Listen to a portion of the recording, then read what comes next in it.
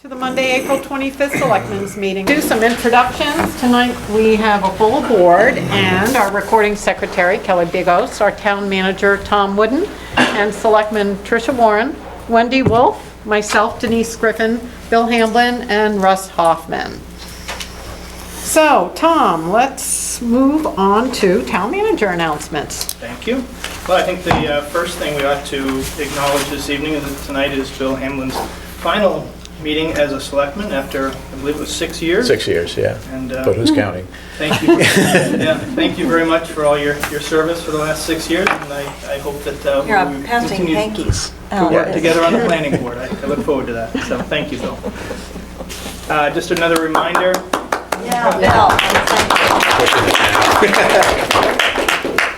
Just another reminder that town meeting's coming up. On Friday the 6th is the voting here in the fire station, and on Saturday the 7th at 9 o'clock, the financial warrants and code change at the elementary school.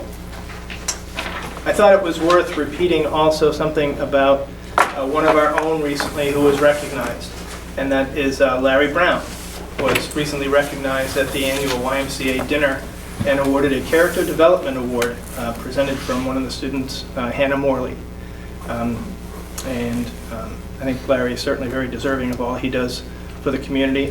The award recognizes outstanding members of our community whose contributions benefit many. I think that's very, very fitting. Congratulations to Larry. Great. And the only other thing I have right off is that some of you have seen already the town reports are now done.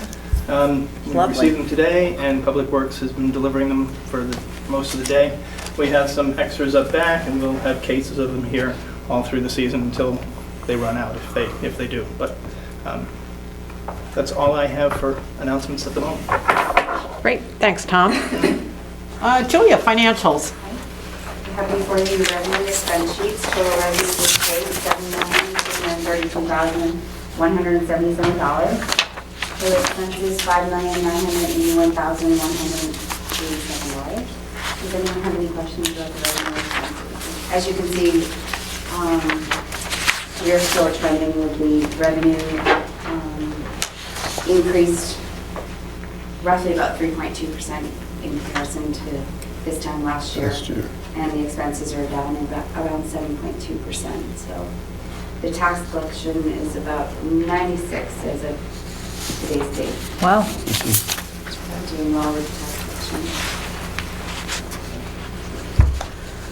Any questions then? Good? No? Looks good. We're in good Yeah, shape. looks great. Total Yeah, accounts we had a good year. $36,154.66. And the bank balance is $3,010,395.15. Okay, fantastic. Thank you. All right, so we'll move on to the next item, which is approving the minutes of the April 11th meeting. Can I have a motion to approve? So moved. Second. Okay, any comments? Yeah, no amendments, no whatever? Okay, all in favor? Okay, minutes approved.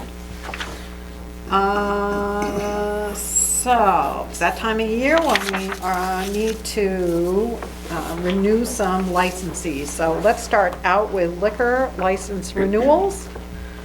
I'll entertain a motion for liquor license renewals for Pier 1 Pizza, Whale's Tales, Boothbay Harbor Inn, Blue Moon Cafe, and Fisherman's Wharf. So moved. Second. Okay. Any discussion, questions, concerns from Selectmen? Not for me. No? Okay. We're good. I think these are in good order. Okay, any questions, concerns from the public? No? Seeing none, all in favor? Motion carries. Now we'll go and look at a new liquor license for the Lincoln Bay Resort. Can I have a motion? Move to approve? Yes, and I'll second. Okay. Because I had this dog-eared and now I can't Here. find it. Anyway, any questions, concerns? No, look good to me. No? Okay. Any questions, concerns from the public? All in favor? Motion carries. So we'll move on to special amusement license renewals for the Boothbay Harbor Yacht Club, Mama D's Mercantile, and the Rock Tide Inn. Now, just to be clear, these I think might be slightly different from each other. Boothbay Harbor Yacht Club is asking for renewal for Class A, B, C, and D. Rock Tide is asking for the same, and Mama D's is asking for just a Class C, which is amplified vocal or instrumental music, but one just for 2 hours, 1 day per week. I'll move approval of those three. Second. Okay, any discussion? I liked the police chief's comments on Mama D's, which says, "No parking on the street, no alcohol, have fun." Anybody else? No? Comments from the audience? The public? No? Seeing none? All in favor? Okay, motion carries. And then we'll look at a special amusement license for the Lincoln Bay Resort.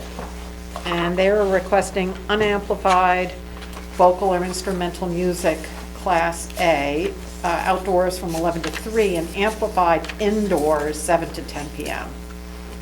Fridays, Saturdays, and Sundays. So I'll look for a motion. So moved. And a second? Thank you. Any discussion? I just commented, in looking at this, I commented to Tom that it was very nice the way they delineated the outdoor versus the indoor time formats, and suggest that perhaps in the future form, we have that separated out so that people can fill it in that way, because it really helps, because there was always the confusion about the 1 a.m. curfew versus the 10 p.m. outdoor, yeah. Yeah. So, okay. Any other discussion?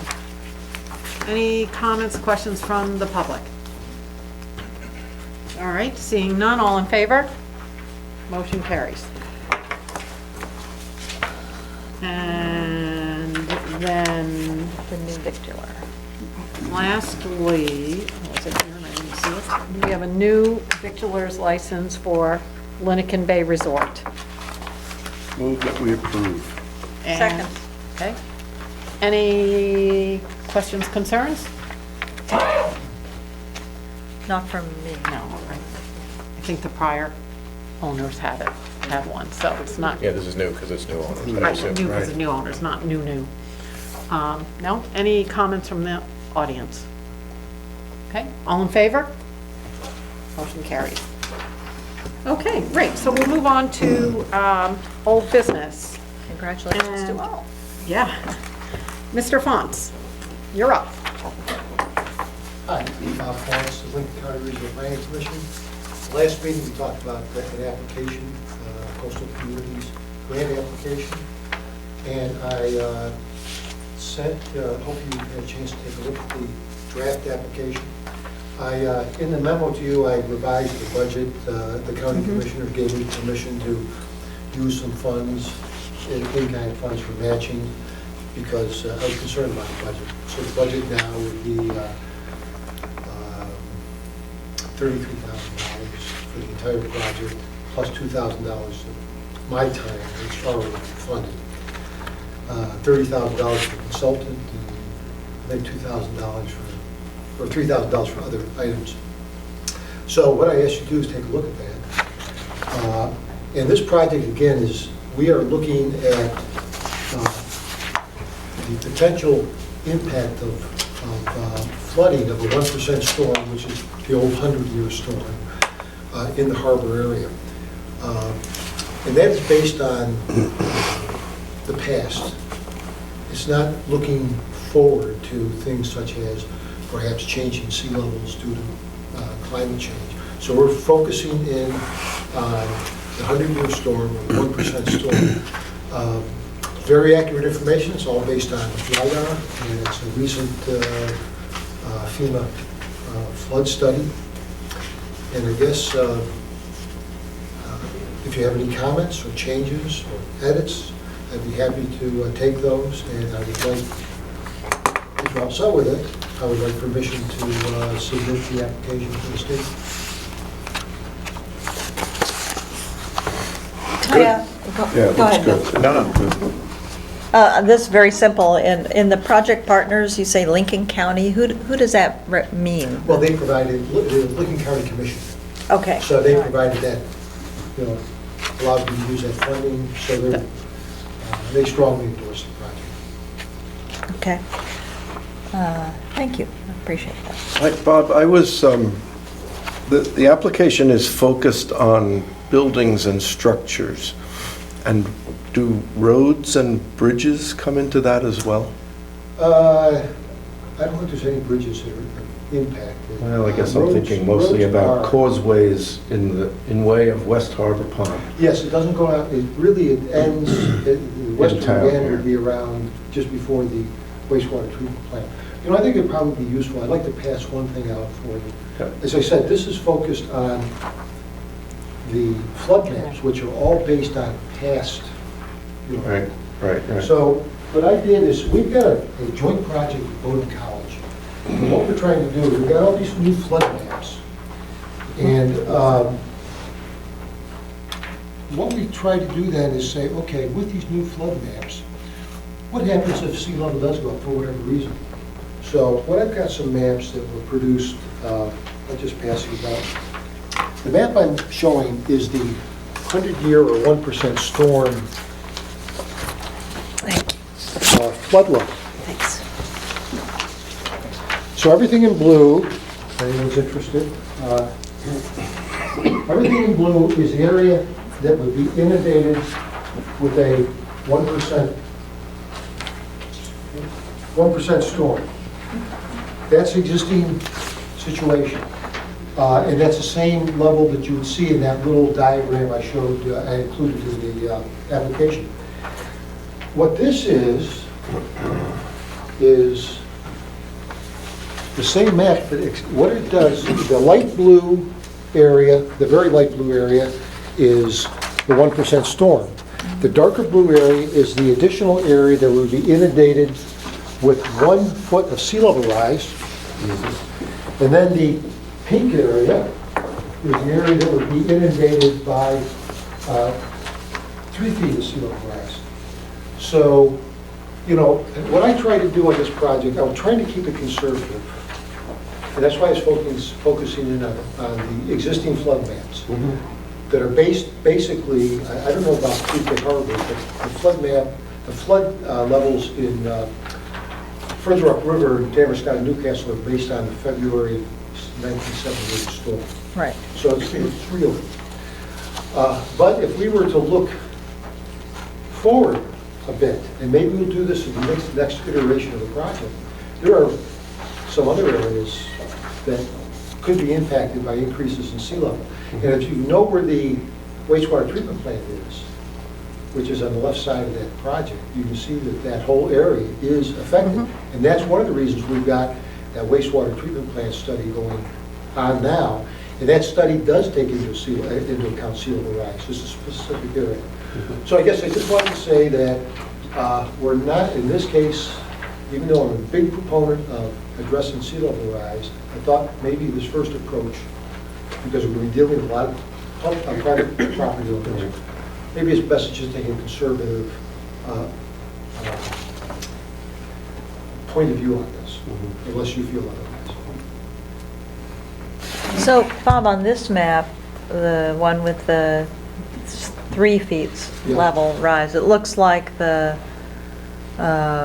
road at, C Street?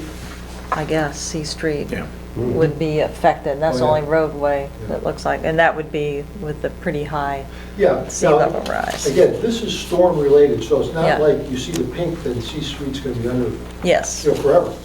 It's storm related, but that's the kind of thing that emergency responders, Right. you know, are very interested, residents are very interested in.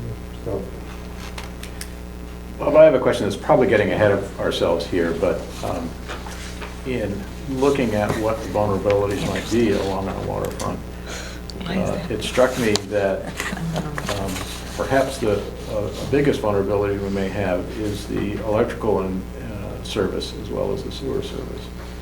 Sewer service is going to be handled by Chris's study. But if we find there are vulnerabilities in our electrical service because we've got junction boxes or things mounted down low, do we have any leverage with CMP to address those issues? You know, I don't know the answer to that, and I think that's the first time that's been asked of me, and I'm going to have to research that. Yeah, that would be very valuable to the helpful. town and something we might want to pursue. Yeah, I think so too. Separately, I asked Bill if he would go on a windshield and walking tour of the harbor area, because there's a lot of businesses that are on there, and maybe some of those are threatened, or maybe some I missed. So I thought maybe, and then that's the kind of thing that maybe as we're going along, you're an engineer, you'll be able to point those things out better. Sure. than I can. Sure. So, with your permission, I'd like to, I would ask you to authorize Tom to write a letter of support for the application, and I'd like permission to submit the application to the state. I think sometimes a picture is worth 1,000 words. And in our discussions that we had last time, I think one of our reasons for doing the project was because we thought that the residents and property owners really needed to be better informed. So I think this will go a long ways. I know if I bring this home and show it to a certain person in my household, it might be a little bit of a wake-up call. So great, thank you for doing this, and I certainly will endorse the project. Shall I look for a motion to Sure. ask the town manager to? Yes, I'll move that we approve having the town manager provide a letter of support for the application for the Downtown Boothbay Harbor Flood Impact Preliminary Engineering Study. How's that? Yeah. Second, that's Great, it. good, That works. okay. Second. Any discussion, any more discussion? So I No? just had a discussion. We're putting some money into it, is that true? Last meeting indicated that $5,000, right? Yes. And so I didn't misread that, there's no change to that, that's No. still that amount? Okay, good. Okay, good. Any other questions? No? Okay, all in favor? Thank you very much. Okay. Right. Thanks you, again Bob. for the pictures and the work. Yeah.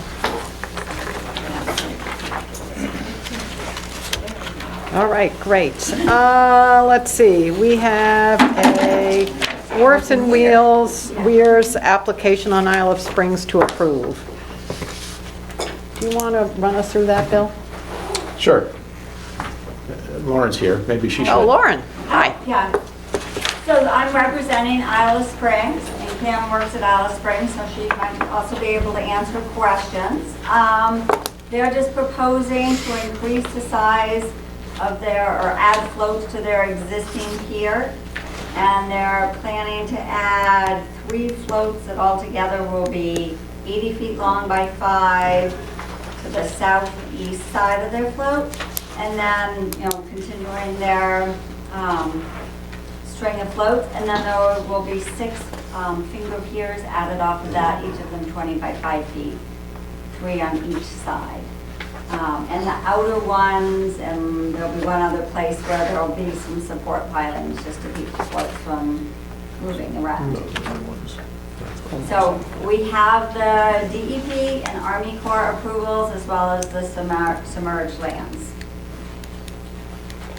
Great. And I think the other important part is that, as I understand it, there are no changes to the shoreward part of the floats. Correct. Or the pier, or existing the pier walkway. not All of that changing. is, These are all floats. it's just floats. Mm-hmm. Okay.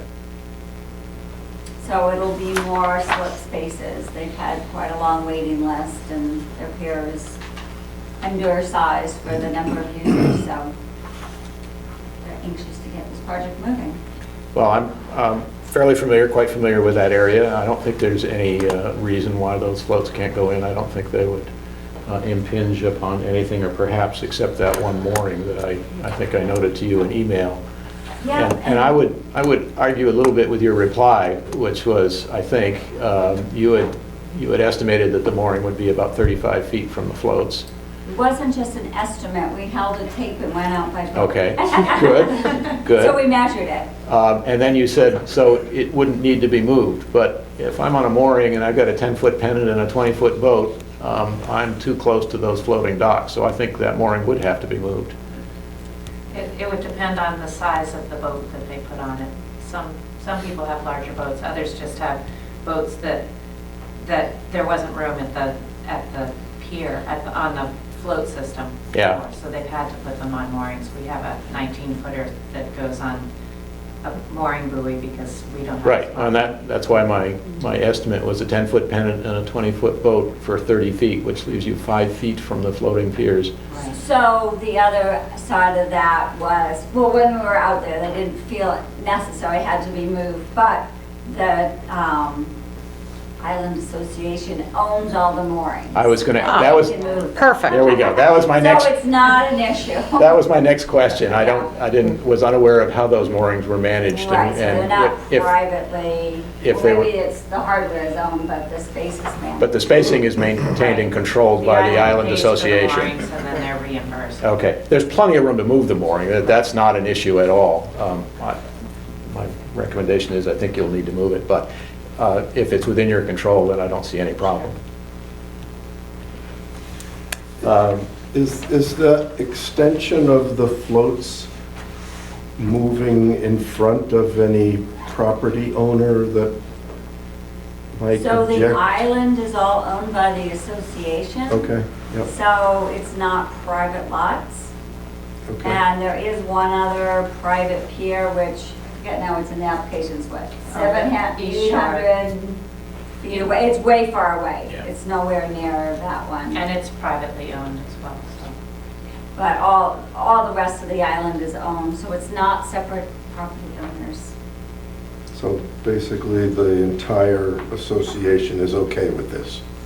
And the cottage owners are also thrilled because they have to rely on me and the ferry. Right. And they like the flexibility of having their own ride. Okay.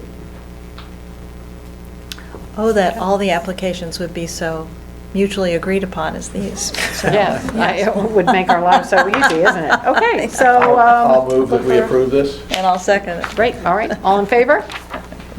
Okay. Yeah, nice job. Thank you very much. Yeah. Thanks for coming. Okay, Wendy, you want to give us an update? Sure. I actually have an update and some action items for you Whoa, all. okay. So, here's a summary of what I'm going to chat about. There's one for Kelly, too, so she knows what's going on. Let me see. And Matt, if you would like one of these, I'm happy to share with you. I don't have enough for the whole audience. I just wanted to share some recent developments with the Joint Economic Development Committee. For those who aren't as familiar with that, that's the economic development group that was formed through the Memorandum of Agreement with the towns of Boothbay and Boothbay Harbor. We have representatives from both towns that include representatives of the select boards, both town managers, and then individuals selected representing local businesses and a representative from the chamber. We have been quite busy meeting approximately 2 times a month since August to try and work on developing a coordinated strategic approach to regional economic and community development. Since the formation of the committee, we've had 2 representatives from Southport join the committee as guest participants. And we also have several local business owners who regularly attend as interested volunteers, and that's very gratifying to have the community interest. We had a meeting last week, and I wanted to report on a few developments, and because they have some budget implications, that's why I'm giving you a formal report and asking you to support the approval of the use of some of the economic development funds. The first is that we were successful in applying for an ASK grant. An ASK grant is offered by Lincoln County Development Corporation, and let me see if I can remember what ASK stand for. I forget too. Assistance Seeking Know-How. That's what ASK stands for. Anyway, this is offered by Lincoln County Development Corporation to assist with small budget activities that promote economic development. We collaborated, and I want to thank Tom for his help on the application.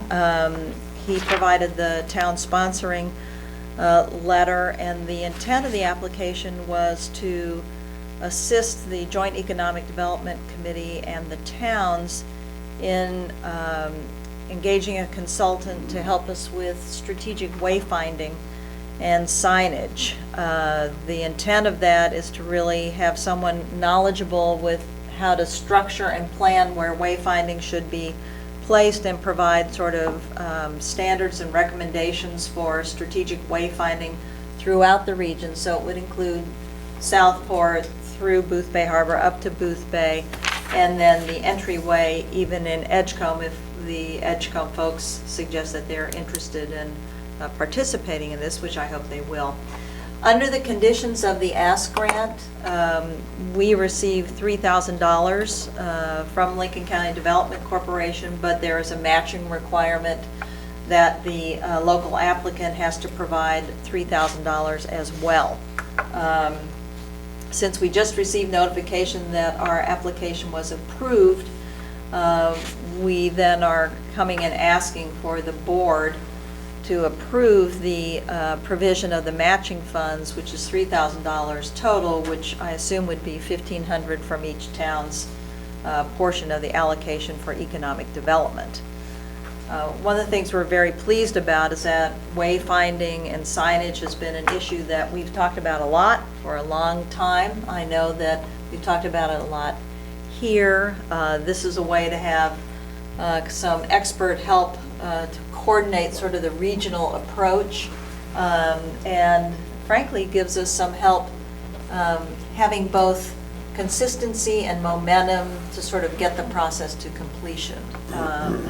So I'm happy to pause there and answer any questions with that part of the report, unless you'd like me to go through and we can come back and revisit the monetary items. Denise?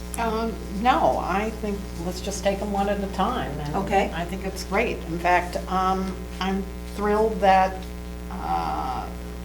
the group has decided to proceed and receive the ASK grant. So I'll certainly make a motion that we spend $1,500 towards our portion of the ASK grant on behalf of the JEDC work. Point of clarification. I understood you to say that we are authorizing the JDEC to spend what we have already allocated to them Yes. for this. Yeah. That's correct. Yeah. Yeah. Yes, exactly. Thank you. Yeah. So, Second. okay. Good. Well, all in favor? Can I ask a question now that we've voted? No. Too late, my hand was up. Is there any, I think it's great, is there any thought to who that consultant would be? Do you have candidate consultants in mind, or? Ham Meserve is working with us, and we have some expertise on the committee who have worked with some expert consultants. We have some preliminary proposals from the firm that did wayfinding in Bar Harbor, which we have some examples. It's excellent. Yeah. And also the group that did the wayfinding in Freeport, and again, another really excellent example of how wayfinding can be really strategically done. So we have a couple options. One of the things is this money is relatively modest, and it really just Sure. would support sort of the development of the assessment and strategic plan. Wayfinding, when you implement it, can be pretty costly, so that goes beyond the scope of what this ask grant is about, but it's really, how do we plan it through the region? But if you have other suggestions, please let me know if there are firms or whatever you know. Not so much suggestions as to that, but through all the time we've been talking about signage, I've been very interested in signage in other towns, and Bath and Freeport and even Hampton Beach, New Hampshire, a couple of weekends ago. So I've got a lot of pictures of nice-looking signs that I'd Good. love to share. All right, good. We'd love to see them. One thing I want to also indicate about the ask grant is we are trying to make a really good faith effort, being an all-volunteer committee, with the exception of our town managers who are participating, to try and find opportunities to get external dollars to help support this. And so we're excited that there was an opportunity to get some money to do I something. appreciate the committee seeking and winning grant money so that we can use other people's money as well as our own. It's always a desirable result. Yes, we like that too. One of the other things that we've talked about is sort of finishing off the regional branding, or at least taking that to its next iteration. You may recall that there was a subgroup that was working to really try and brand the Boothbay Peninsula. And we had a presentation from Mike Tomko on the branding work that was done by PICA Marketing and Design. We heard the Boothbay Peninsula, surround yourself. We looked at the sort of Miami-ish sun Right. logo or whatever, and we felt that they'd done a great job, but nobody was particularly satisfied that the logo hit the mark. On the Economic Development Committee, we've tried to figure out where has that effort kind of gone, and re-engaged the folks from PICA to help us think about what would be the logical steps to sort of finish that work out. They have graciously worked with us. However, they did have an outstanding invoice from that work to the PICA folks for $780.80. At the Economic Development Committee, we felt that the folks from PICA who are in Belfast drove down to meet with us, are very anxious to continue to finish off the branding work, but we felt that they needed to be made whole, and the committee voted to allocate some of the economic development funding to discharge that outstanding debt, since they have already started working with us again. And that is a recommendation from the committee to have your support to discharge one half of that, which would be $390.40. So. Yes. Should I go on? So- Yes? Yep, I Okay. think that makes sense. I have- So- Can I add something to this too? Just Yeah, sure. last week was the first I'd even heard of this invoice from 2 years ago. Just to point out, PICA is not even a vendor of ours, so we've never actually done business with them. So that's a carryover from the branding effort that Mike did a couple of years ago. So for $800, I'm not going to scream and yell about this, but this is pretty irregular to be paying invoices from someone else 2 years later. I agree, and it is only a bit problematic because they got picked up and started working with us, and when we were sitting in the meeting, I'm going through their papers and looking at, oh my heavens, you've been owed $800 by the regional work, basically, and we felt that they have expressed their interest and were providing us actually pro bono time to come and meet with us. So sort of in the spirit of economic development, we felt somebody should discharge this. But we'll have a conversation also at the Joint Economic Development Committee about the, I guess, monitoring and sort of tracking of grant funds and other things to make sure things like this don't happen. Do we know if that debt incurred because PICA ended up charging more than they said they would, or did that group actually contract with them for more money than they had? I wasn't part of that group, I can so. actually answer the yeah. question. Oh, good. Oh, thank Mike you. had gone and received the Ask program, and we opened up a separate checking account, and everything that was invoiced, obviously we paid it out to a zero balance, and I've never seen another invoice since it. So it was actually separate than our general fund. I'm concerned about like how we're going to. Yeah, and I'm not sure Boothbay even signed on for any of this. They So- didn't, that's what I'm saying. The Ask So splitting it program was 50/50, run. I don't know how that's, No, I'm not Yeah, sure. I have the invoice If right you have here. the invoice, Yeah. then, yeah, I can figure out how to do that from the invoice, but I'll have to establish them as a vendor and get a W-9 from them and everything at that point, but I do know that at the fiscal year end, I think it was 2 or 3 years ago, that the balance was zeroed out on that account. Yeah, well, I'm happy to table that if we want to talk about it. I mean, I'd like to go back through their whole, through the grant stuff that I had back there to see if maybe they hadn't received it or if it was cash somewhere else or. I think it might be a good idea to Yeah. get Dan Breyer and Mike Yeah. Tomkonis All right. talking about it together, so. Let's they know table what the this one expectation and is. we'll work Yeah. on that one together. That's a sensible thing to do. On the other Yeah. hand, as you said, Yeah. Tom, it's not a large amount of money. If it makes them whole, and if it's something that the Economic Development Committee thinks is worthwhile to move ahead, we should probably figure out a way to do it, but we should do it the right way. I mean, the process is broken, I want to make sure we do it right Yeah, going forward. yeah. I think we need to talk So about my sentiment is, yeah, we should go ahead and pay it, but we should figure out how to do it right. Great, I'm And happy with that. so going forward on that rebranding work, I assume they're going to come up with some estimates? Well, the branding work has gotten more enriched. That's the best way I'd like to say Okay. it. There are several people that have now ideas about branding, of which the work that was done by the group Mike was leading had a lot of work with community input that I think has established some good parameters. There are some other ideas and initiatives on the committee itself to focus on branding. And so one thing that we're having to do is bring everybody together again, so we are working in alignment around branding. And this is not saying that we're going to necessarily move forward with PICA, but they're part of that conversation. Okay.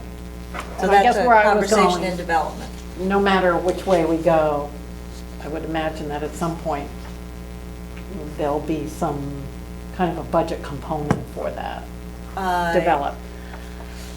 So we have a sense of what it might Yes, cost yes, us. although, I expect it's going to cost something.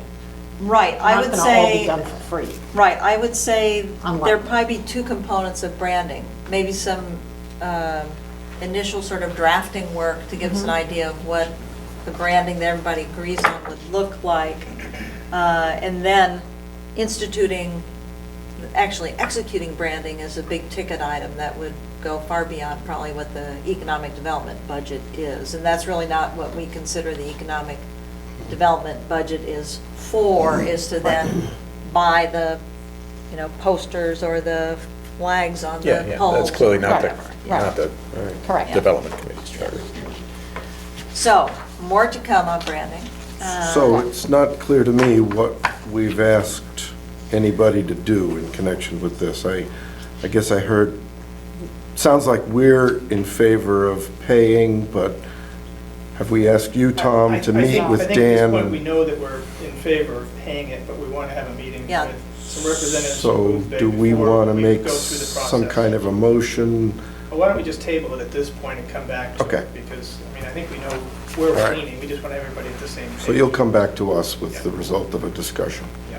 Yeah, because I'd like Julia to look over the invoice and just make sure we're all on the same page. And I'm meeting with the Boothbay Selectmen Wednesday to run them through this also. Great. Just two other things that I wanted to mention that we've been working on a lot is, as you know, because of the register and everything that's on the internet, there have been a lot of conversations about the proposed roundabout up at the Boothbay Common.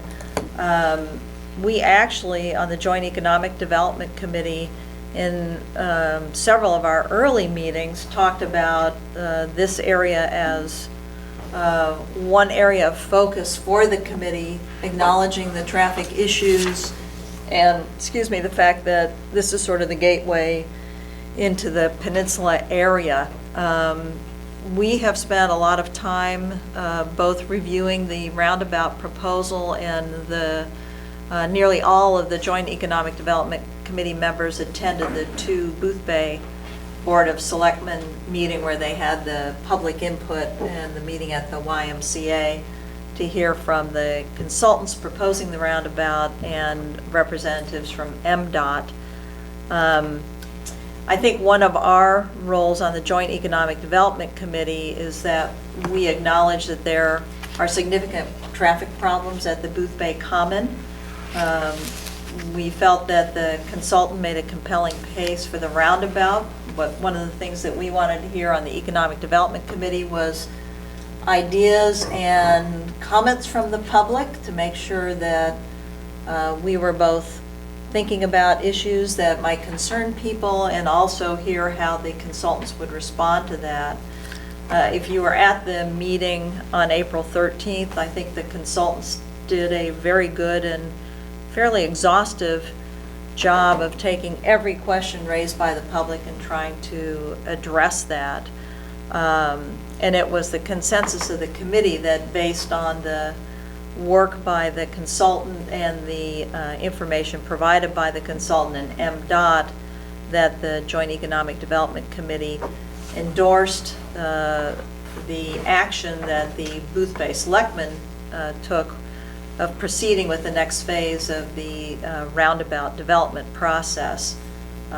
We feel it's justified based on the safety, the traffic issue, and improving the visitor experience as part of an element of promoting economic development. So I know that that's a Boothbay issue, but it certainly affects Boothbay Harbor in terms of traffic flow, and also Southport.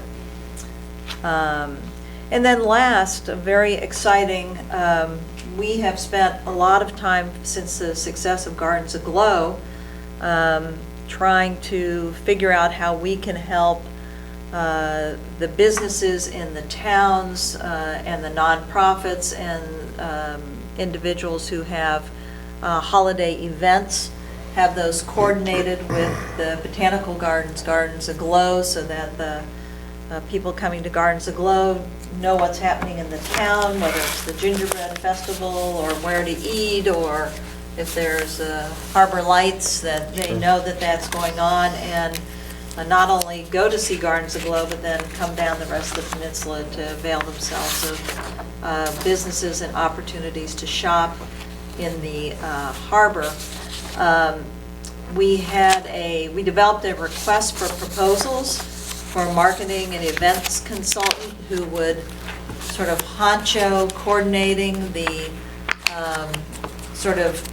working with the local businesses to make sure we know who's going to be open during this time, how will they participate in this sort of Boothbay winter event, or we're not sure what we're calling it quite yet.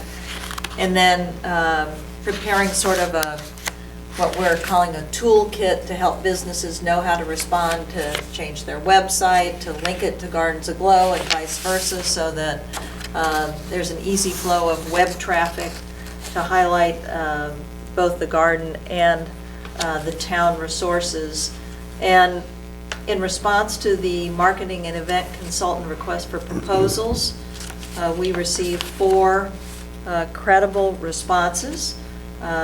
Again, I want to thank Tom. He's participating along with Dan Breyer and several other members of the committee, and Chris Folsom from the garden, reviewing the consultant responses. They had a meeting this morning to discuss that, and we're hoping that after interviews of the applicants, we'll be able to announce the consultant who will be working on coordinating the town and the garden events in early May.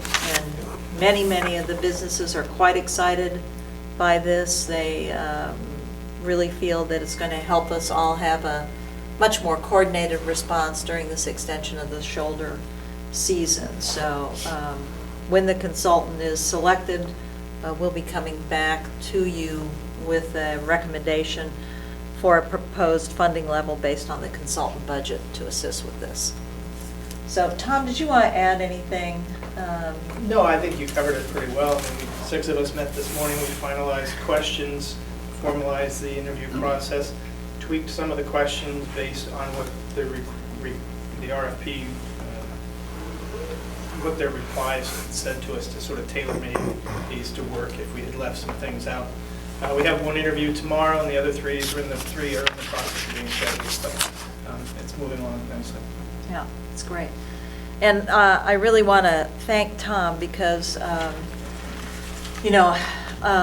nobody likes additional evening meetings. This has been, an additional 2 evening meetings a month, plus other interim meetings to look at the consultant, RFPs, interview people. It's been a lot of work, and I'm really gratified by all the members of the committee and the volunteers who show up very faithfully. People have put a lot of work into this, and people in the business community, at least in the feedback to us, is they're feeling really supported and gratified by this effort that people are caring, trying, pushing things along in a coordinated way, and I think everybody in the committee is doing a great job.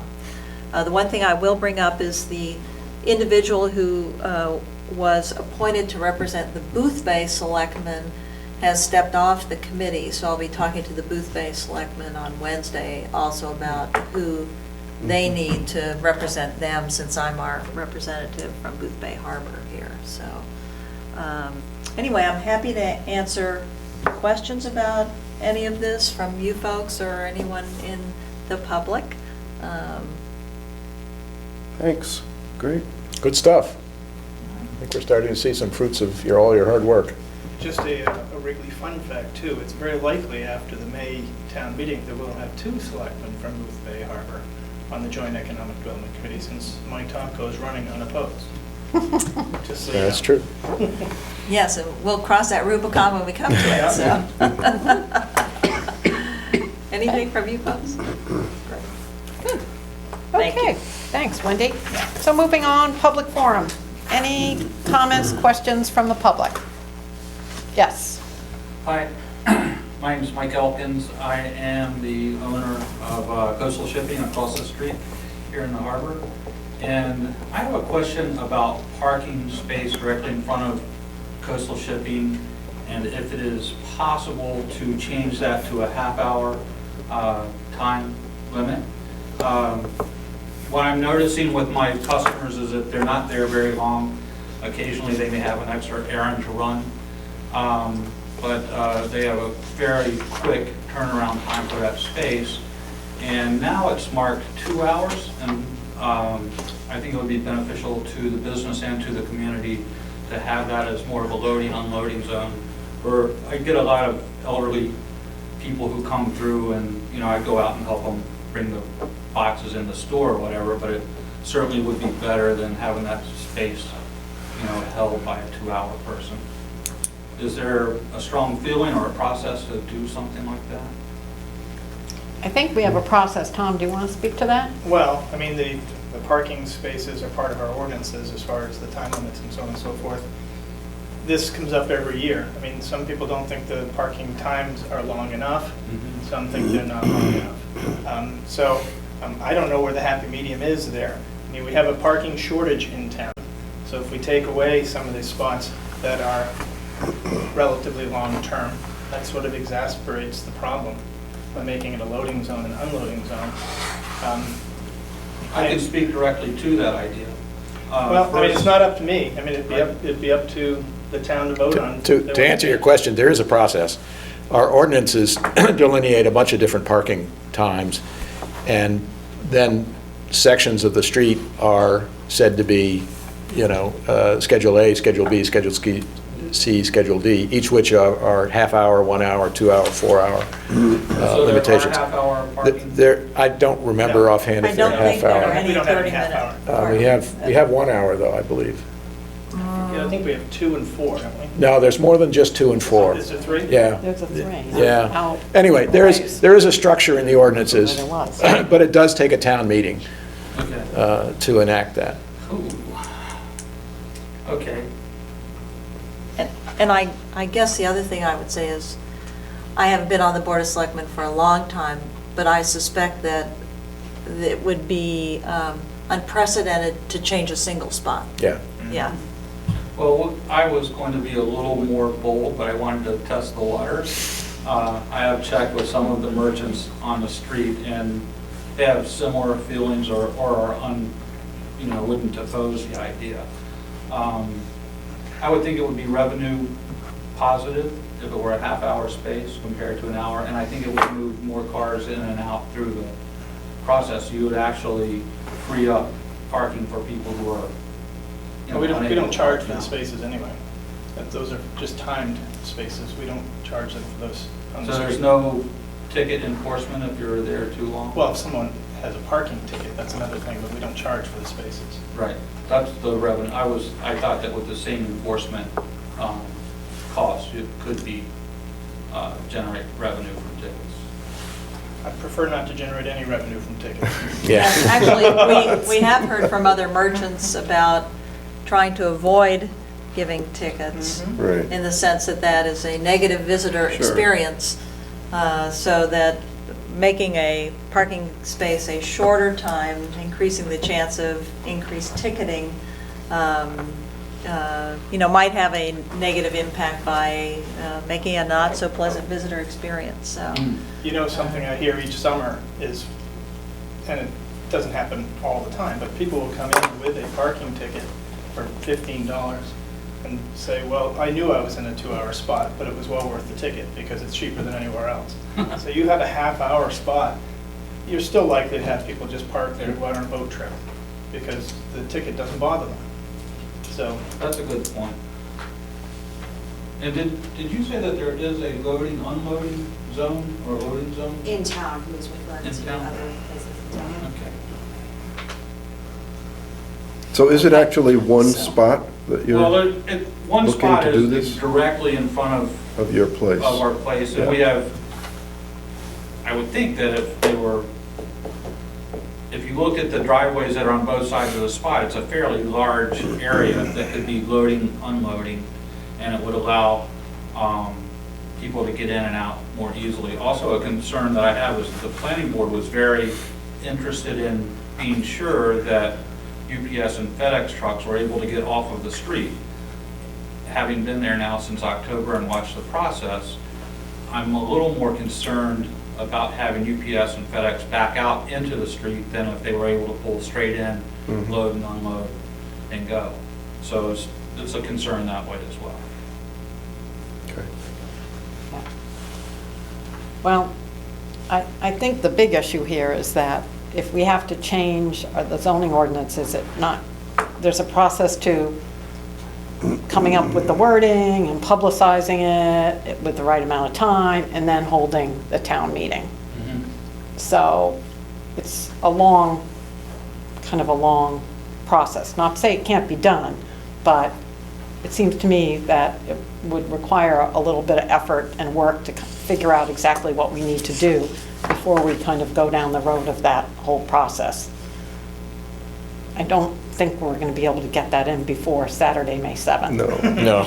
But, So, too late for that, yeah. I mean, so that's just something for you to think about. I'm not sure that the board's saying, no, we can't do it. It's just that it's more than us saying, yeah, great idea, let's go for it. So, Okay. you know, you may want to go back. I normally think of as our codes enforcement officer, Jeff Smith, is the one who's kind of takes responsibility for drafting all those ordinances and things like that. Have you spoken to him about Pointed it? me in your direction. He did, okay. Well, I'll fire him okay, tomorrow. okay. Yeah. Now, if you want to fill a room with people, call a parking I don't meeting. know that it'll be know. that wildly popular an idea. It's one of those things that I've noticed that I think could be beneficial to the people who I'm servicing in the community.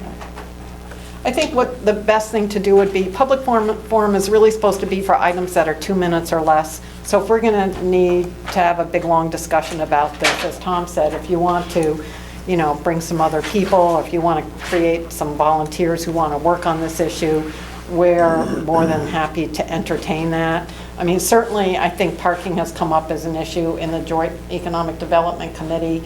You know, we know that there's an issue, I think, over the long term, something that we definitely will need to figure out how to address. I don't think we're going to be able to solve your problem for this summer. So, but Okay. I'm open to volunteers to work on But as the far as project. timing goes, Denise, if we're going to revise an ordinance, we would want to have that done by about when, Tom? Like February? Yeah, before we put the warrant? Yeah, because it's got to go in the warrant, and it would have to be voted on at next town meeting, You've got to hold your public hearings and, so. Yeah, or you can get this It can be process done. started now, and we can hold a special town meeting, which, Yeah, you know, there's there's that too. But there's money associated with that, but it's not that much. But that's probably not, if you were to rush that forward, you might be able to get it done by August or September. well, and let Or me something. lay out too. Then The it's people that kind of show too up- late. The people that show up to these meetings that have a vested interest in it are the merchants, okay? And it comes up every year at the same time because the merchants are about to open again. Now, once the merchants are all open, they're too busy to serve on these committees, and that happens right up until Columbus Day. And then, for some reason, they're not thinking about it anymore. And then it comes back up again in March. And so, if it's something you really want to get on the next year's town meeting, it has to be done in the fall, winter, to make sure that it's still being thought about.